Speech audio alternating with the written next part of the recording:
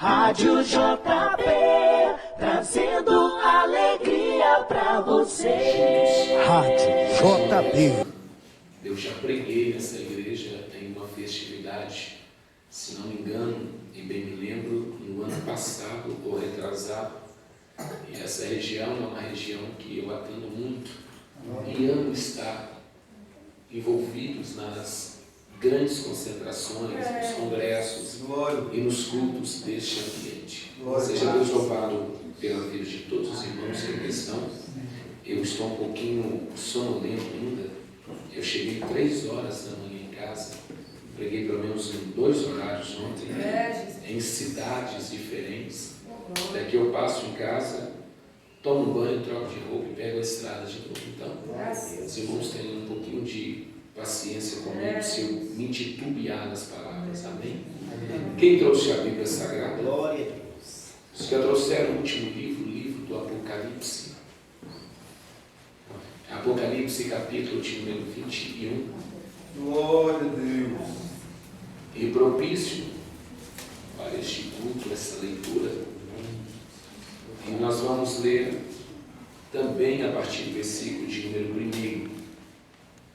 E ao passo que o Senhor e a Senhora procuram e encontram, deixe-me aqui cumprimentar e fazer os meus agradecimentos. Como havia dito, é uma alegria estar aqui com mais uma vez. E agora, na gestão do meu amigo, e eu não me lembro a última vez que nós nos encontramos, estou ficando velho, rapaz, 35 anos de idade já.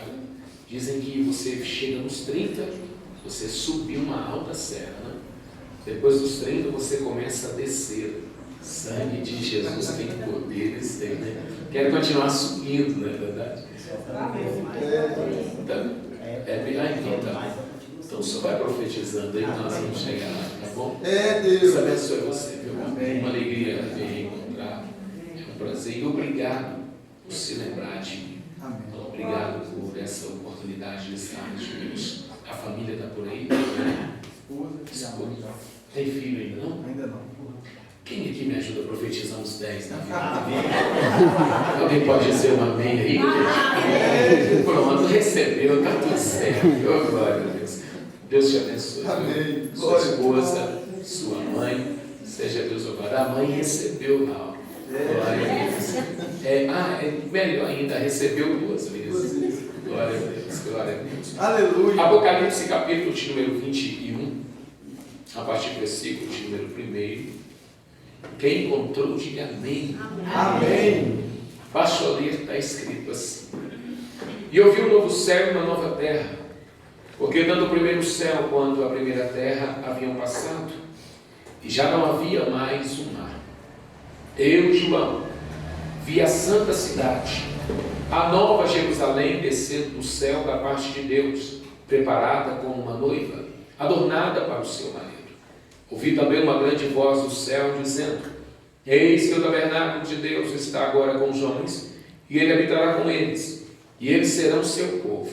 E o próprio Deus estará com eles, e ele será o seu Deus.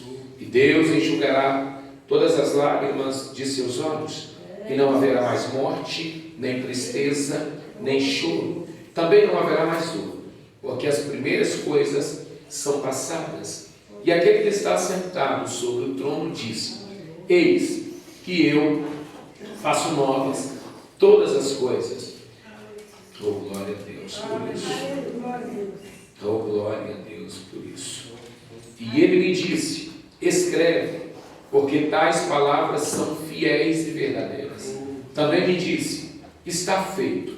Eu sou o Alfa e o Ômega, o princípio e o fim. E aquele que estiver sedento, eu darei gratuitamente da fonte da água da vida. O que vencer, herdará todas as coisas, e eu serei o seu Deus, e eles serão os meus filhos. Pode dizer um amém. Levanta o seu assento, por gentileza. Aleluia. Glória ao nome do Senhor.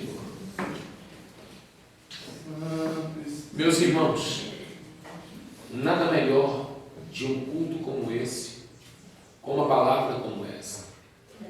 Os que estão presentes e até aqueles que foram criados no Evangelho sabem muito bem que não existe outro culto, outra reunião, outro movimento, por assim dizer, que traga de forma mais concreta e direta a presença do Senhor quanto o culto da ceia. Tudo que acontece em um culto como esse é, na verdade, um exemplo, um modelo daquilo que em breve há de acontecer. A volta de Cristo é iminente. E tão profundo é pensar sobre isso, que todas as vezes que nós nos reunimos como igreja, sempre tem aqueles que profetizam, cantam, vacinam sobre a volta de Jesus. Todavia, a mensagem da cruz, acompanhada da ceia do Senhor, está ficando cada vez mais difícil e longe de se ouvir. Talvez pelo fato de estarmos na era do conhecimento, da intelectualidade, da razão, da filosofia, da arte de pensar, deixamos um pouco, de maneira vagarosa, mas chegou até nós, essa palavra de conforto, de consolo e de acreditarmos que o céu existe e que um dia nós vamos entrar nesse ambiente. Falar sobre o arrebatamento, sobre a volta de Cristo, a rigor sobre a saída brusca da igreja da terra, ficou difícil de se ouvir e até de falar. Poucos crentes acreditam sobre este momento. Poucos crentes pregam, pastor, sobre este momento. Talvez pelo fato do tempo ter passado, eu falei aqui a minha idade, e desde guri, de bebê, graças a Deus por ter sido criado no Evangelho, eu ouvi os meus avós falarem sobre esse dia. Eles morreram, subiram para a eternidade, e a minha mãe continuou vaticinando sobre esse momento. Mas a razão, o intelecto, o pensamento, em dado momento, se nós não formos fiéis e termos fé, chegamos a acreditar que isso não é verdade e que nunca vai acontecer. E como já foi mencionado o nome de João aqui, achei propício, através do Espírito Santo, apresentar aos senhores e senhoras o que existe nesse ambiente chamado céu, onde um dia nós vamos morar. O que tem lá? Como é lá? Talvez assim suscitamos o nosso coração um desejo de falar mais sobre esse lugar, um desejo de pensar mais sobre esse lugar. Eu preciso identificar os que estão me ouvindo aqui essa manhã. Alguém acredita no arrebatamento aqui? Ô, glória! Olhe para mim e preste atenção. A João foi intitulado algumas particularidades do Novo Testamento. Os que conhecem da teologia do Novo Testamento sabem que é Paulo que granjeou para si as maiores escritas. E quando eu digo maior, eu não digo de forma rica, não digo os seus pilares. Eu digo que fora ele que escreveu mais vezes. A ele foi entregue como tutor, como autor, pelo menos 9 cartas. E essas cartas foram divididas em doutrinas, teológicas e ensinamentos, não só para o seu tempo, bem como para a geração póstuma a ele, e chegou até nós. A João também foi entregue algumas escritas de sua autoria. O Evangelho que ele escreveu, a quem o pastor mencionou aqui, que é o Evangelho segundo escreveu João, onde ele apresenta de forma empolgante a vida do nosso Cristo e a transformação do mundo metafísico para o mundo físico. É dele tais palavras: no princípio era o Verbo, e o Verbo era Deus, e o Verbo se fez carne, e entre nós ele habitou. A João também foi entregue pelo menos 3 cartas: 1 João, 2 João, e se não me engano, e bem me lembro, uma terceira carta.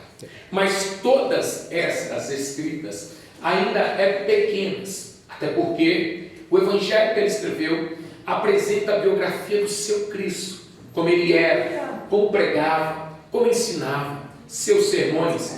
É só João, quer ver eu colocar um sorriso, um grito de glória nos seus lábios, que apresenta uma das histórias mais enigmáticas que o ser humano pode pensar, quando Jesus parou diante do sepulcro e mandou Lázaro sair para fora, a quem 4 dias estava morto, e o espírito dele já na eternidade.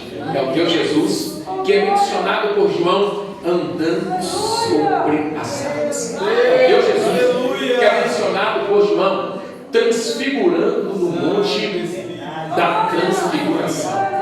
Tudo isso é rico, tudo isso é profundo. É dele que as palavras da escrita chamada de cartas Filhinhos, eu vos escrevi para que tenham paz e não pequeis, mas se pecardes, tem um intercessor junto ao Pai, Jesus Cristo, justo, ele é a propiciação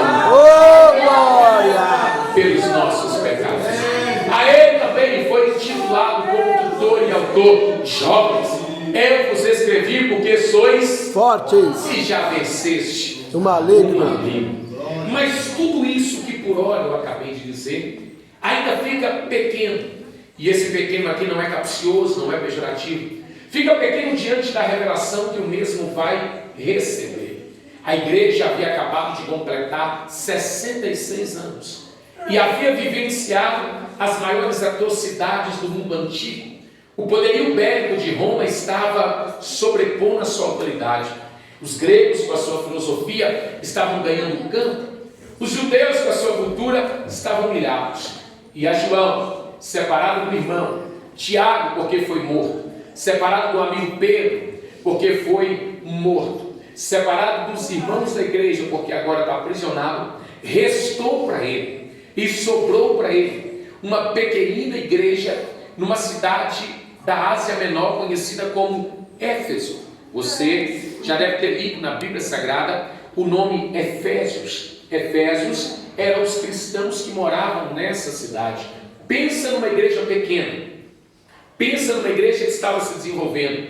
Quem passou por lá foi Paulo. E Paulo tinha um jeito peculiar de pregar.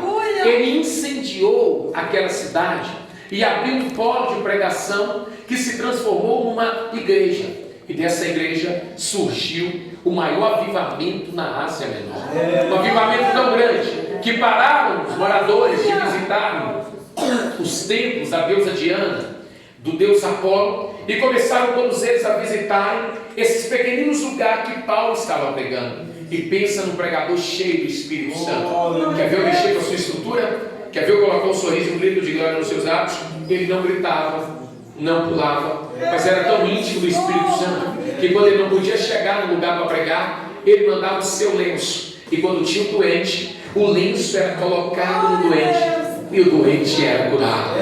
Era tão incrível a intimidade desse homem com Deus, que Deus não só andava com ele, Deus estava próximo dele literalmente. Quando ele encontrava pessoas sedentas pelo Espírito Santo, ele perguntava: querem ser cheios do Espírito Santo? E se a resposta fosse essa, queremos, ele dizia: então sejam cheios do Espírito. É esse Paulo que abre ou inaugura essa igreja. Paulo dedicou o seu ministério ali pelo menos 3 anos. E com 3 anos, ele levantou e separou diáconos, presbíteros, evangelistas, e chegou até o ponto de ter pastor naquela igreja. 3 anos depois, ele levanta o acampamento e continua viajando, fazendo as suas viagens missionárias. Todavia, aquela igreja que ficou, escute isso, que nós vamos chegar no Apocalipse agora. Aquela igreja que ficou continuou crescendo, pastor. Foi interrompida, porque como Paulo não estava mais presente, a figura poderosa, a figura autoritária, havia sido tirada de lá, porque precisava continuar suas viagens missionárias. A igreja começou a titubear, começou a passar por uma frieza espiritual. Todos nós aqui sabemos que se tem uma coisa que nós temos enfrentado, é o desânimo. Há uma catástrofe sobre os nossos dias. Eu estava ali, cheguei um pouquinho mais cedo, estava vendo uma mensagem no Rios, no Instagram, e uma mulher dizendo que o diabo não respeita o nosso conhecimento, o diabo não respeita a nossa formação acadêmica, o diabo não respeita o carro que dirigimos, quanto damos de dízimo ou ofertamos. O diabo só respeita um crente que ora, um crente que fala com Deus. E pasma, a oração está ficando cada vez mais distante dos nossos dias.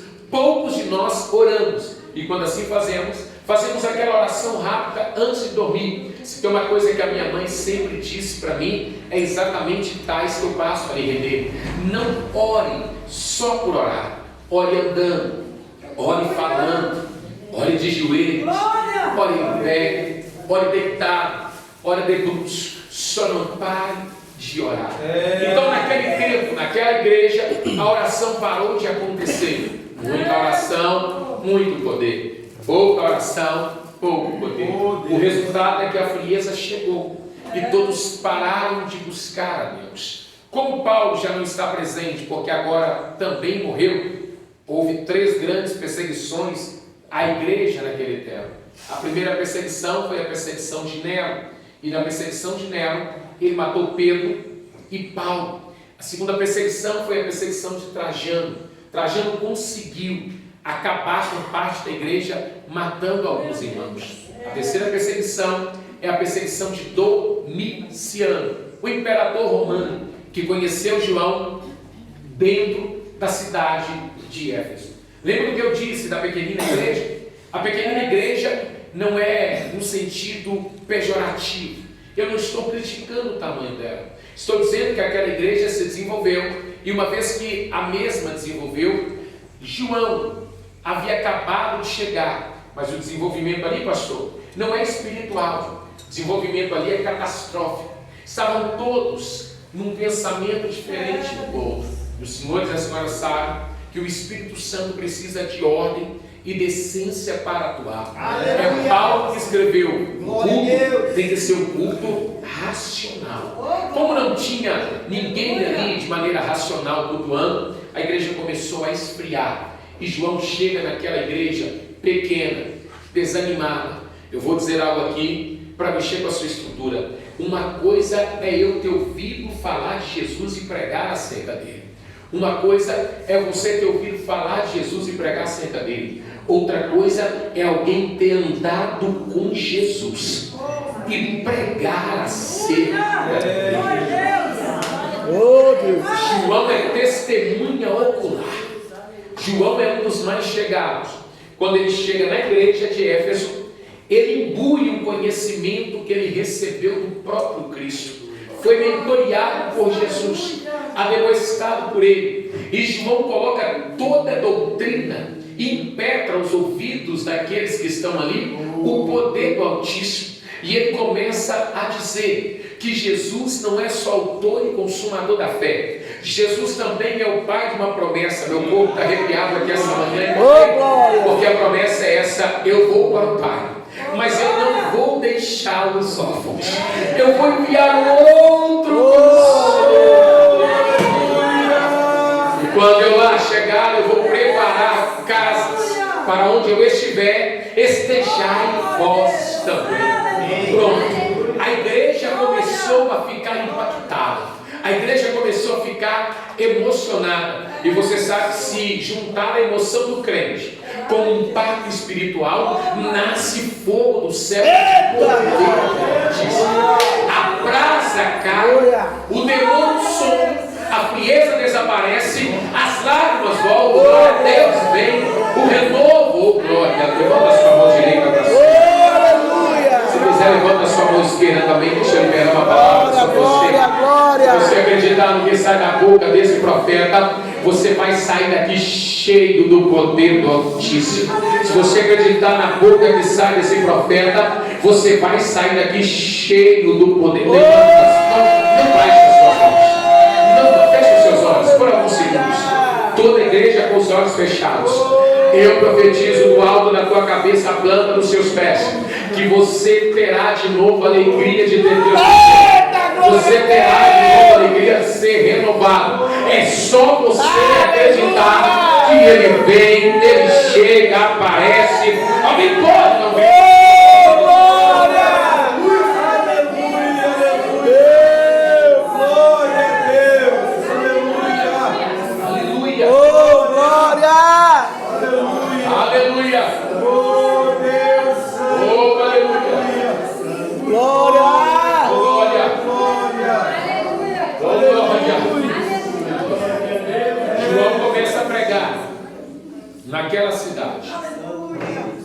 pregação dele vai ganhando campo, ao passo que a igreja vai ficando envolvida na pregação dele.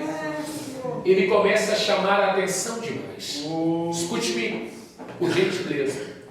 Todas as vezes que você vê alguém ou algum ministério desenvolvendo, aparecendo, crescendo, irradiando, sempre haverá uma perseguição, e esta vem de todos os lados. Satanás começa a procurar meios para parar aquele que está se desenvolvendo, porque a obra do Senhor causa estrago no inferno e tira de lá quem um dia foi sentenciado pelo diabo para passar a eternidade com ele. Aleluia. Naquele dia não foi diferente. Naquele tempo não foi diferente. Lembra do que eu disse? O aniversário da igreja, 66 anos.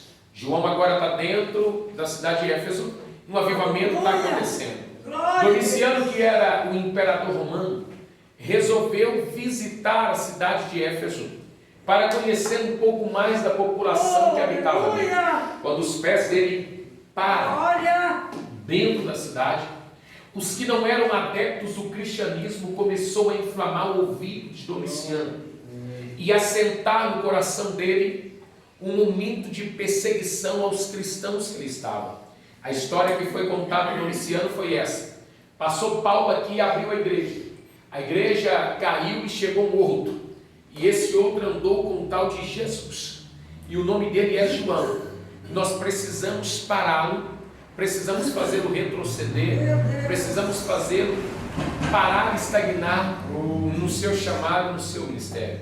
Domiciano foi assistir um culto, não entrou na igreja, ficou do lado de fora para ver os acontecimentos. Naquele dia a igreja estava cheia, e não só cheia de pessoas, estavam cheias também do Espírito Santo. O poder do Altíssimo estava inundado naquele lugar. Domiciano pede uma reunião rápida com João. João o ignora. O porteiro vai até João e grita: meu senhor, Domiciano, imperador, está aí, quer lhe ver. João responde: diga a ele que eu não posso ter pressa em sair da presença do Senhor. O salmista disse: mais vale um dia na tua casa do que 1000 anos fora dela. Aleluia. Domiciano insiste: eu preciso conversar com ele. João termina o culto, sai do lado de fora e Domiciano começa a interrogá-lo. As perguntas são para pegá-lo em algum problema, ou de conhecimento, ou de falta de tributos prestados a Roma. Como João consegue sobressair de todos, Domiciano, meu pastor, lança a seguinte frase: você vai parar de pregar sobre este cristianismo? E João: eu queria, mas não consigo. Domiciano responde: então você vai morrer. João grita em tom de réplica e resposta: eu já morri faz tempo, quando ele passou na porta da minha faz tempo que eu estou morto. A minha carne está de pé, mas o meu espírito já foi quebrado, moído. Eu estou morto e eu nasci nele, e o que acontecer daqui para lá. Oh, glória, aleluia. Domiciano continua: eu tiro a sua vida, e ele faça isso mais rápido, porque quando o meu corpo físico tombar aqui, o meu espírito vai entrar nas mansões celestiais. Oh, Jesus de Nazaré. Oh, glória ao nome do Senhor Jesus. Eu vou dar um beliscão na sua espinha agora.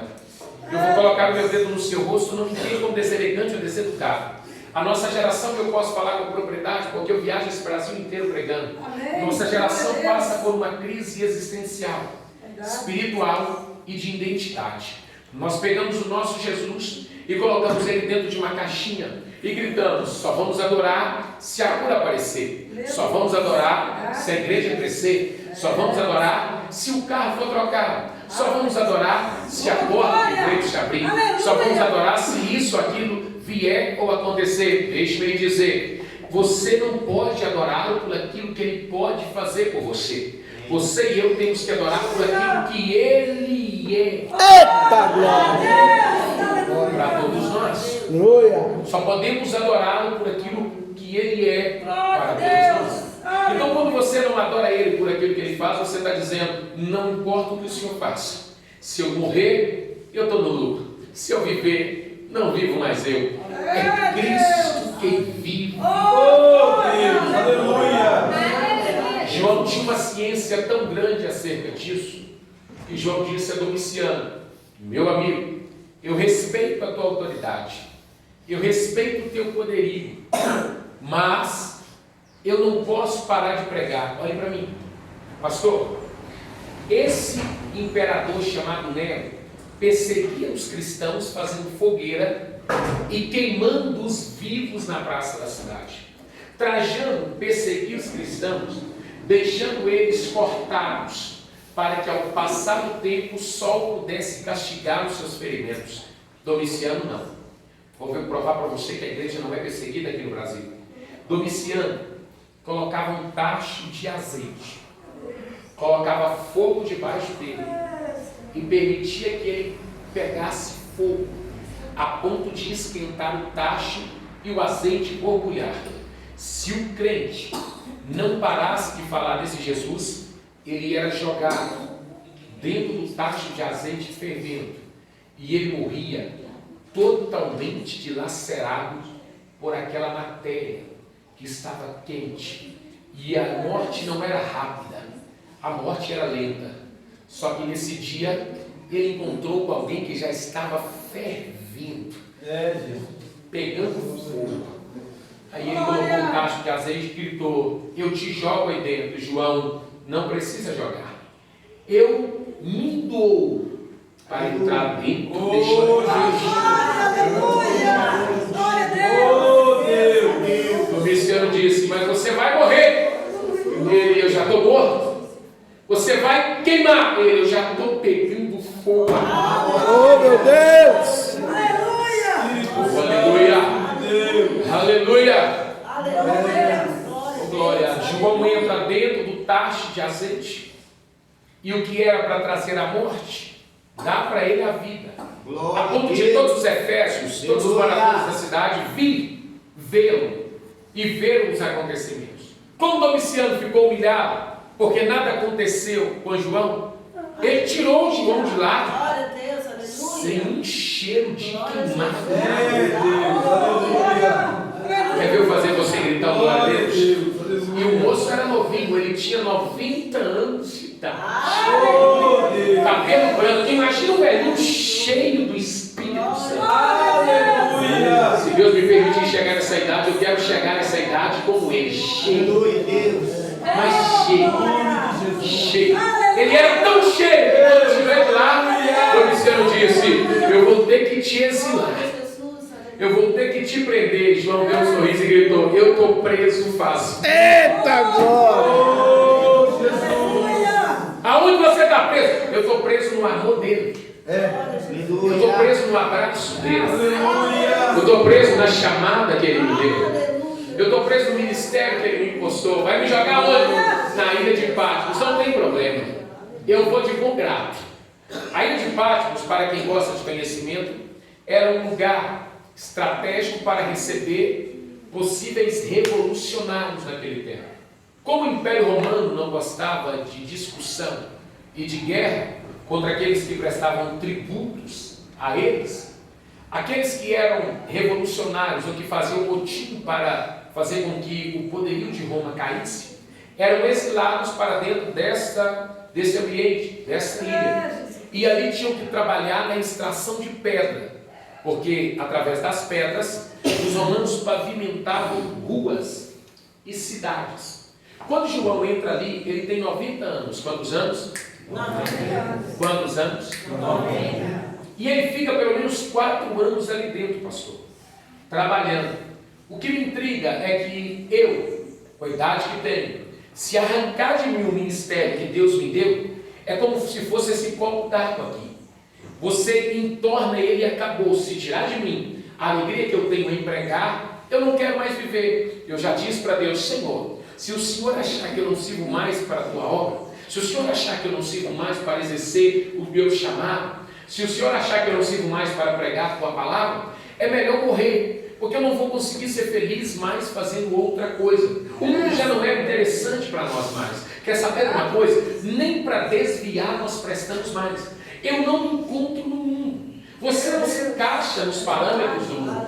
Já não dá mais para viver levando aquela vida medíocre e mundana. E por quê? Porque ele nos fisgou. Agora imagina um velhinho de 90 anos de idade que andou com Cristo, esteve com Ele, abraçou Ele, colocou a sua cabeça no peito dele, tirou dele o ministério, a chamada. Era para ele estar morto. Eu calculei a personalidade de João dentro da ilha de Patmos para pregar sobre ele. E eu encontrei um velhinho, por mais que o espírito dele estivesse preparado, a depressão, a opressão, a ansiedade, estava vivendo lado a lado com ele literalmente. Ele já não vê mais o Cristo que ele conheceu há anos atrás. Ele já não tem mais a figura humana do irmão Tiago. Ele já não tem mais a alegria de ter Pedro e Tiago perto. Ele perdeu a liderança da igreja de Éfeso. Olha para cá, só para mim. Ele perdeu tudo que ele possuía no que tange a chamada dele, o ministério dele. Agora ele está na ilha de Patmos. E como ele tem um desejo de encontrar com o seu amigo chamado Jesus, ele faz uma oração: Senhor, eu estou com saudades de ti. Deus ouve a oração dele no céu, conversa com o filho e dá uma ordem ao filho através de um pedido: faça uma visita para o seu amigo João e vá para ele, entregue para ele algo que eu quero revelar à Assembleia de Deus em Dom Bosco, numa ceia, em um domingo de manhã. Oh, meu Pai do céu. Só que quando João encontrou com Cristo pela última vez, ele ainda estava com aqueles ferimentos abertos na cruz do Calvário. Quando ele encontrou com ele pela última vez, ele ainda tinha o lado perfurado depois da ressurreição. Ele ainda tinha os buracos entre a palma da mão e o antebraço. Ele ainda tinha cicatrizes dos ferimentos que os soldados causaram nele quando pregaram seus pés. Agora, João não vai ver essa figura mais. João agora vai encontrar com o mesmo amigo, mas no seu contentáculo, no seu poderio.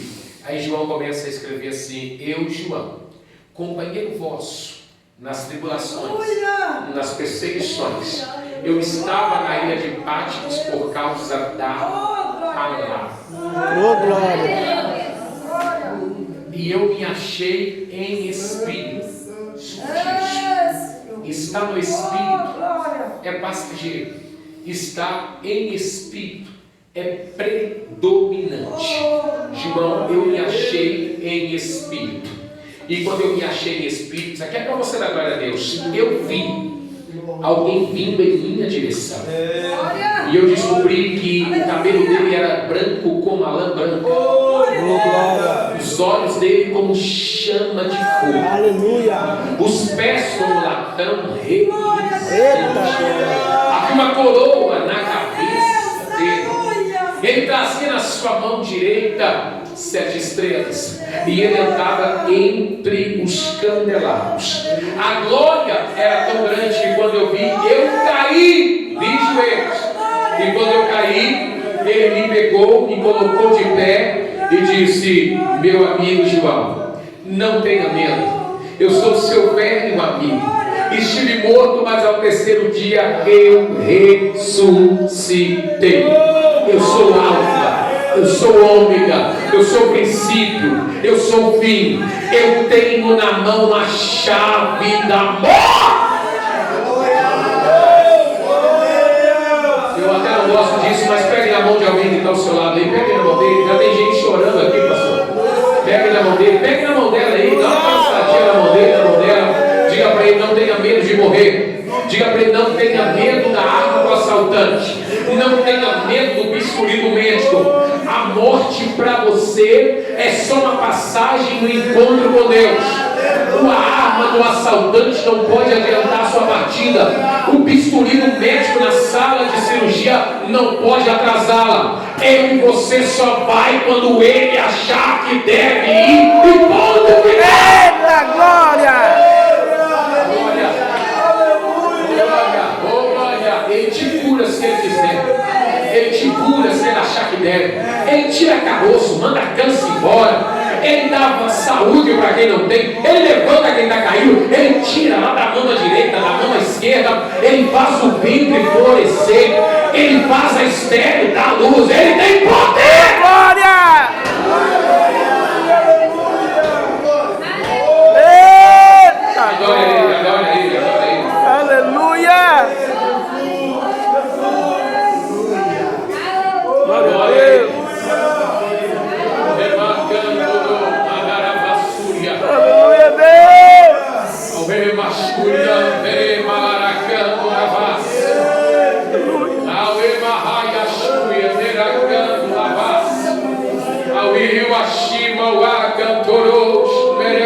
Aleluia, Eu preciso entregar uma palavra para quem está com fome e sede dela. Pega essa. Deus ainda muda diagnóstico do médico. Deus ainda muda prognóstico. Ele é Deus. Ele não depende de ninguém para fazer. A prova disso é que agora ele está sendo exaltado na eternidade, mas também está dentro dessa pequena igreja, nesse bairro, acalentando você, abraçando você. Ele me trouxe aqui cansado para te dizer: eu não mudo, sou imutável. O poder da vida e da morte está na minha mão. Quem te levantou foi eu, quem te trouxe aqui é eu. Eu faço, eu desfaço, eu abro porta, fecho porta. Oh, aleluia! Glória!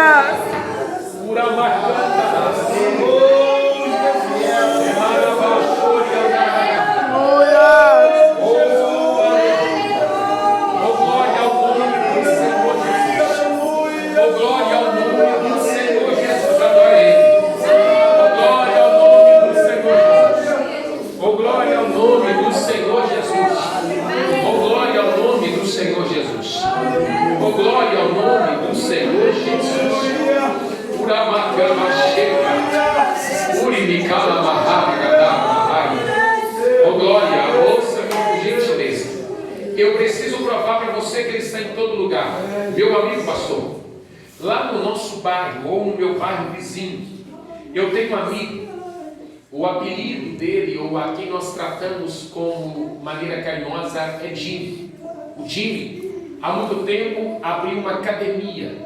E essa academia é intitulada Academia dos Crentes. Lá não tem música mundana, uma academia muito bem feita. Tudo lá é muito bom. Então, como eu prego muito na nossa região também, e eu faço academia lá há algum tempo, eu sou muito conhecido ali. E como eu prego nas regiões vizinhas, sempre vem crentes malhar conosco lá. Teve um dia desse, pastor, só para o senhor ver o poder de Deus, que um amigo meu, o nome dele é Leonardo, a irmã dele é fisioterapeuta, e eu precisava de uma fisioterapeuta para o meu primo. Meu primo, está gravando? Então, meu Deus. É um ambiente que você pode imaginar. O Senhor não consegue, os anjos não conseguem, o diabo não consegue, mas o Deus que eu prego aqui essa manhã.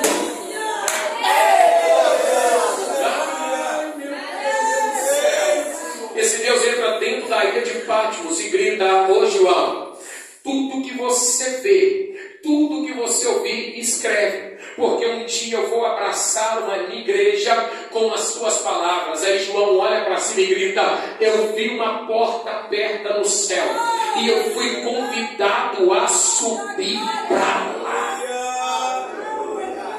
Quem vai para lá? Quem vai para lá?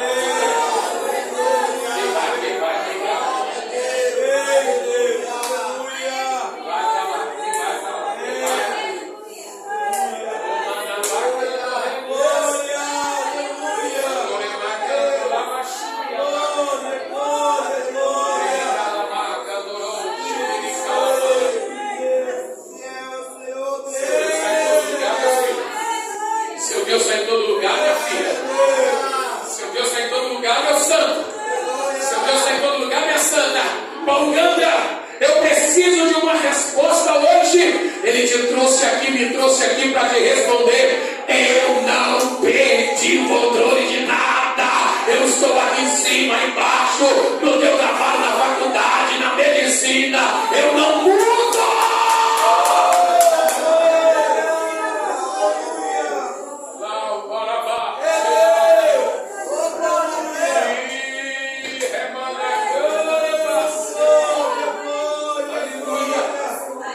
João entra no céu. E quando ele entra lá, ele começa a fazer um tour naquela cidade.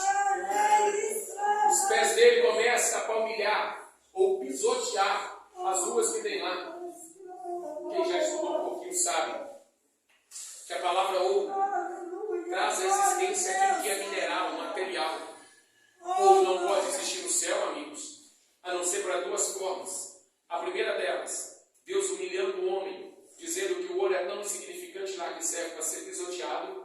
Ou João não achou nada mais belo do que o ouro no seu tempo e disse: as ruas são de ouro. Olha o que tem lá te esperando. Ele olhou e viu que os muros eram de jaspe. Me furtarei de palavras e tentarei explicar que pedra é essa. Ele continua andando na cidade e descobre que a cidade é fechada, é quadrangular, quadrada. E quando ele vai andando na cidade, ele começa a ver os moradores da cidade.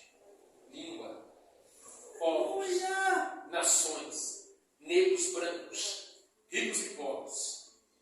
Ali dentro, cantando uma canção que um dia nós vamos cantar. Digno és o Cordeiro. Oh, glória! Que receber honra, glória e porque fosse morto, mas ao terceiro dia compraste, ressuscitaste e compraste para si língua, povos e nações. Ele continua andando na cidade. Eu preciso falar o que tem lá, porque você está ceando sobre ele. Não é a carne e o sangue dele que está sendo oferecido aqui, então você precisa conhecer o ambiente. Ele vai andando na cidade e descobre um rio. E ele quer saber onde esse rio nasce. E ele vai andando para ver onde esse rio nasce. E esse rio nasce debaixo do trono que o teu Deus está sentado. Aí ele grita assim: eu vi da onde o rio nascia. Mas o que me impressionou, João grita, é que aquele que estava sentado sobre o trono, a figura era de um homem, mas quando falava saía relâmpagos, vozes e trovões. Em cima dele tinha serafins que voavam, cada um com 6 asas, 2 cobrindo os olhos, 2 cobrindo os rostos, melhor dizendo, 2 cobrindo os pés, 2 voando e dizendo: Santo, Santo, Santo és o Senhor dos Exércitos. Ele viu que os querubins carregavam o trono da direita para a esquerda e cantava: digno és ele de receber poder, honra e glória para todos. Eu preciso encerrar, eu tenho mais 5 minutos aqui. Quando ele está saindo,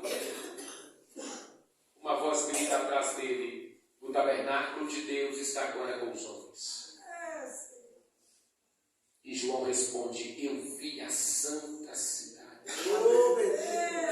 a nova Jerusalém, preparada para encontrar com seu marido, seu noivo. E eu ouvi uma voz de trás de mim dizendo: Deus será o Deus desta igreja, e esta igreja será o povo desse Deus. Aí João, é para você, crente, começa a recitar: e lá não haverá mais morte, nem pranto, nem dor, porque as primeiras coisas são passadas. Também não haverá mais tristeza, porque Ele julgará nos nossos olhos todas. Quem somos teus pés comigo? Quem somos teus pés comigo? Glória a Deus. Levanta as suas 2 mãos para cima que nós vamos orar.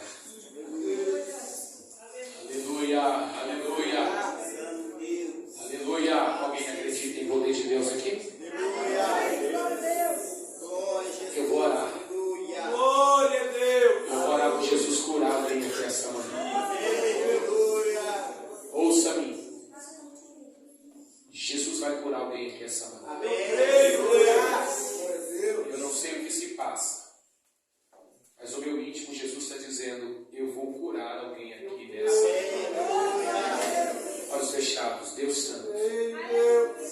Pai da eternidade, príncipe da paz. A ti nós rendemos graça. A ti nós rendemos a ti glória. A ti nós rendemos adoração. Porque o Senhor é bom.